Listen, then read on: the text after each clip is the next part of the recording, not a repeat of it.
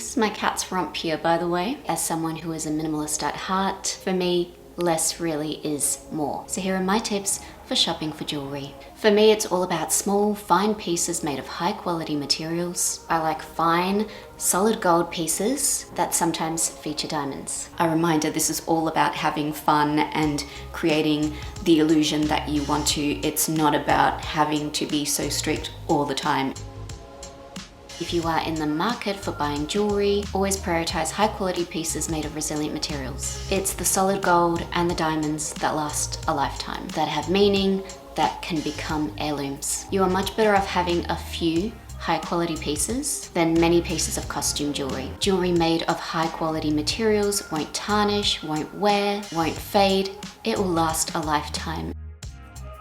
I think there are 3 key ways to approach wearing jewelry in a way that reads aesthetically minimalist. The first is to wear small, fine pieces and do so sparingly. Perhaps a small diamond earring here, a solid metal ring there. The second is to wear such fine pieces layered together or stacked. So you take a few finer metal rings, you wear them on the same finger or a few of them on your fingers. Perhaps you wear a few studs in your ear, or you layer some necklaces that are of a similar small visual weight. And the third way is to wear one larger statement piece. This can be a large set of earrings or a statement necklace, perhaps even some sort of a brooch. In all 3 of these situations, I would say that if you want the styling to read as simple and effortless, that is our motivation here today. And if that sort of a aesthetic is not your vibe, please just disregard this video. This is for those people who actually want to appear minimalist in their aesthetic. But if you are interested, I would say that you really want to be wearing jewelry in no more than 2 places on your body. So for example, if you are wearing a brooch, maybe you have also a pair of earrings, nothing on your fingers or neck. Maybe you wear a pair of earrings and a bracelet, or a necklace and a set of rings. If you're like me and you have the privilege of your hair covering your ears, you can have secret earrings on underneath the hair. So I do mean this for the pieces that you wear that are quite obvious and visible.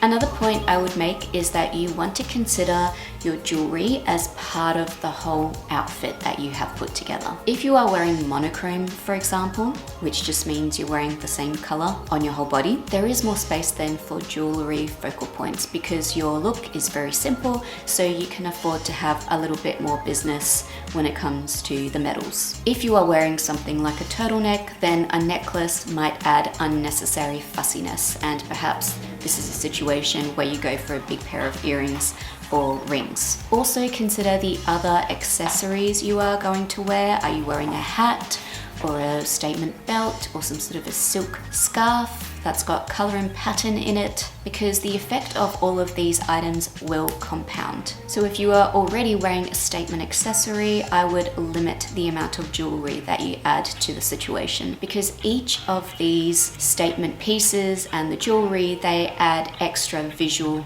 complication to your look. And yes, I've mostly been speaking about gold because I wear a lot of gold, but all of this applies to any color metal. Generally, the types of jewelry that you'll get that are made of silver are quite different to the types of jewelry that you'll get made out of white gold. But in each category, you will find examples of pieces that look heavy and busy and others that look simple and light. And of course, I think that mixing metals is fine. I did this for a long period of time, but again, I would consider the overall balance of the jewelry within your outfit. If you are wearing more than one type of metal, this is adding visual variety to your look. The eye is naturally drawn to variety and contrast. So wherever you are creating variety and contrast in your outfit, this is where the eye is going to be automatically drawn. And if you have several points of such emphasis on your person, the eye of the viewer gets a little bit chaotic, a little bit mixed up. This is where it starts to look busy to the person who is looking at you.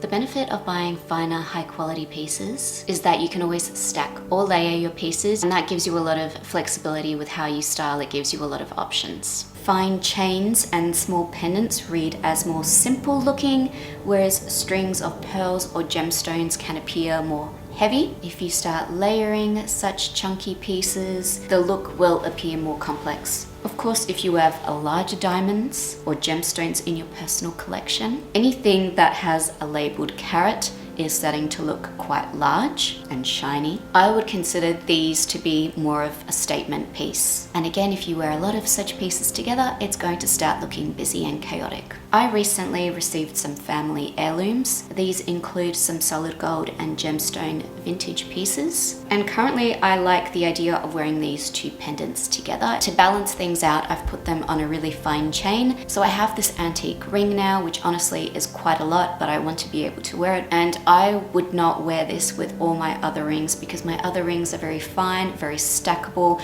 very, very different in appearance to this ring. I think if I do wear this ring, I'm probably going to be wearing it either on its own as the only ring that I'm wearing, or with a very, very simple gold band. Generally speaking, older pieces, vintage pieces, antique pieces can appear more complicated, so they in themselves are focal points. It comes down to how you wear it if you want it to appear minimalist. Less is more if you're going for that understatement, if you're going for that aesthetic simplicity.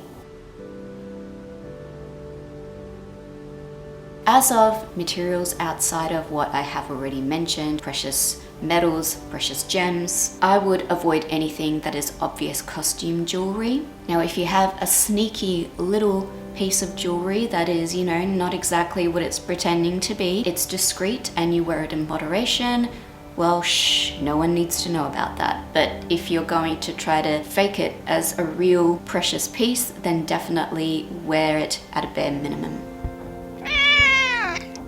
For me, your best jewelry should be worn every day. It shouldn't be something that you leave for a special occasion. Buying good jewelry has nothing to do with trends. I would forget all trend jewelry, focus on buying high quality classic pieces that can be worn for years to come. When you buy jewelry, it's better to save up for it and get a really nice piece that you can consider part of your personal brand, a signature piece that you can wear in all situations. Come sit with mama. It's about small statements that can really enhance your personal brand. The more classic the jewelry that you purchase is, the better investment it is. And it would be my recommendation to focus your jewelry shopping on such pieces. Well, thank you for joining me here today. Thank you so much for supporting my channel. Thank you for watching my videos. You can find me in a bunch of other places. I'll see you soon.